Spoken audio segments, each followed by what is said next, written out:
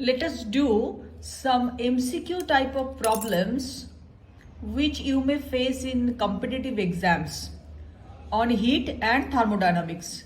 Our first question is, in a heat engine, the maximum heat that can be converted into mechanical work. These are four options. First option is depends on friction. Second option is depends upon working temperatures. Third option is 100%. That is 100% heat can be converted into work, which is impossible. And the fourth option is it depends upon the working of the working substance. Bengali forms are written already here, so I am not going to repeat this a particular video in Bengali.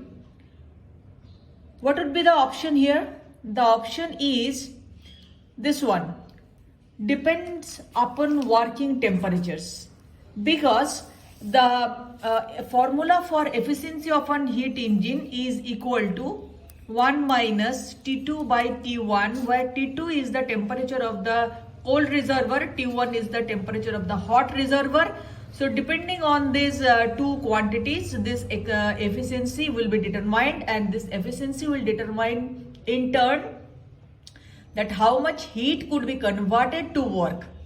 So if there is X amount of heat which is collected from hot reservoir, depending on the efficiency of the heat engine, some fraction of this X amount of heat will be converted to the work W. Rest will be ejected to the cold reservoir, which is kept at a temperature T2. If the cold reservoir is kept at a temperature T2, which is equal to absolute 0, then only we get eta is equal to 1. Then only we get 100% efficiency. But achievement of this absolute 0 temperature is not possible. So no machine can have 100% efficiency. Okay.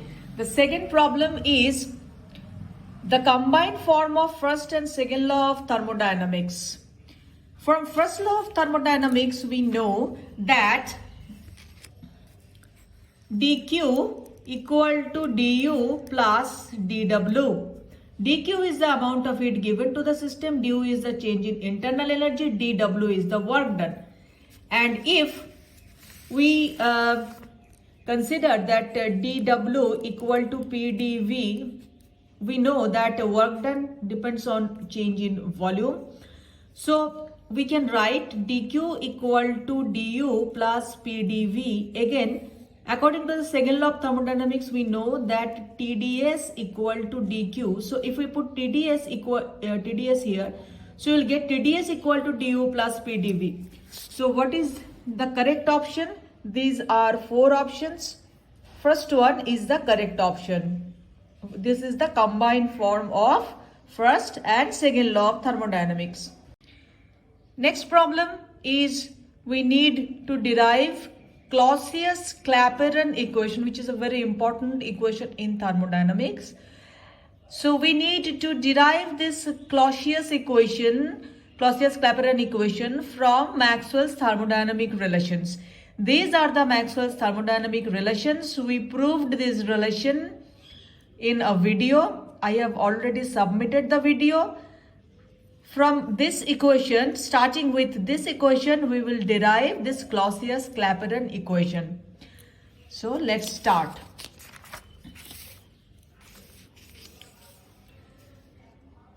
I am taking this equation of Maxwell, multiplying with T.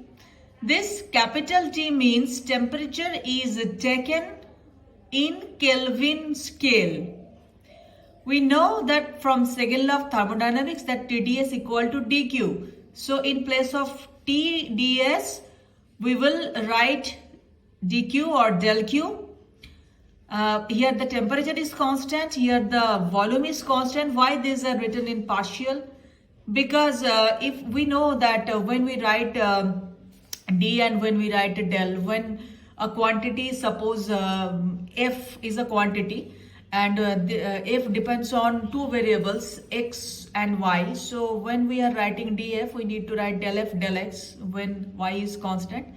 So this means that Q is depending on, I'm writing this as partial, which means, for example, this Q depends not only on one variable, but on more than one variables.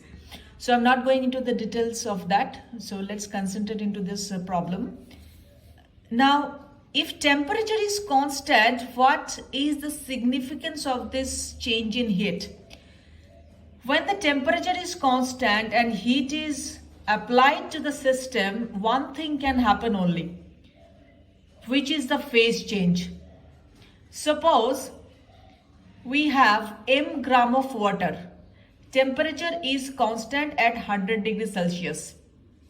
If at that constant temperature 100 degrees Celsius, latent heat of 540 calorie per gram is given to that m gram of water, its phase changes.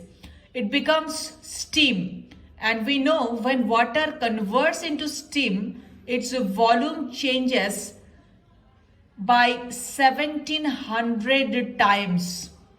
So when water expands, its volume changes, its volume increases. Its volume increases from V1 to V2. And V2 is 1700 times of V1. So this del Q represents latent heat, because when temperature is constant, phase change is occurring, then only one thing comes into act, one form of heat comes into act, which is called latent heat. And when latent heat is given, volume change occurs from V1 to V2.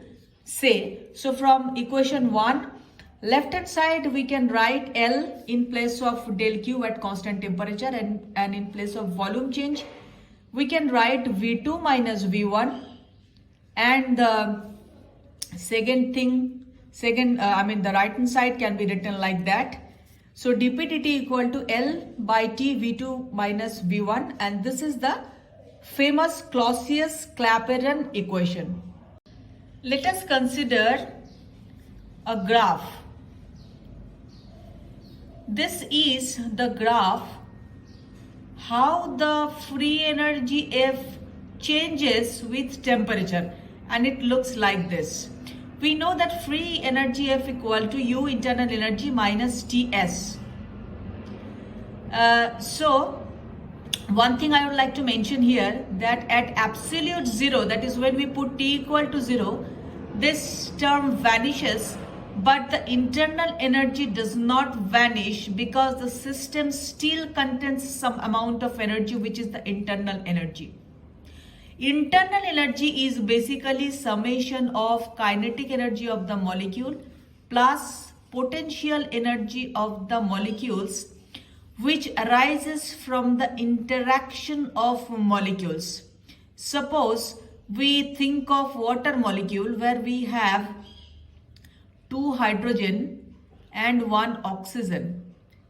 If at absolute zero their kinetic energy vanishes, if it happens, then still there is interaction between this oxygen, hydrogen, hydrogen, hydrogen, and this oxygen, hydrogen. They will all have an interaction potential energy because they have a bond between them. And this makes a non-zero, this gives rise to a non-zero internal energy. And then at absolute zero, the internal energy can be called as free energy. This is the expression of internal energy with temperature. This is the graph of internal energy with temperature. Sometimes internal energy, in some questions I have seen that internal energy is written as E. So it is, you may plot this E by E versus T or U versus T. So this is E oblique U. So this is the graph of internal energy and temperature.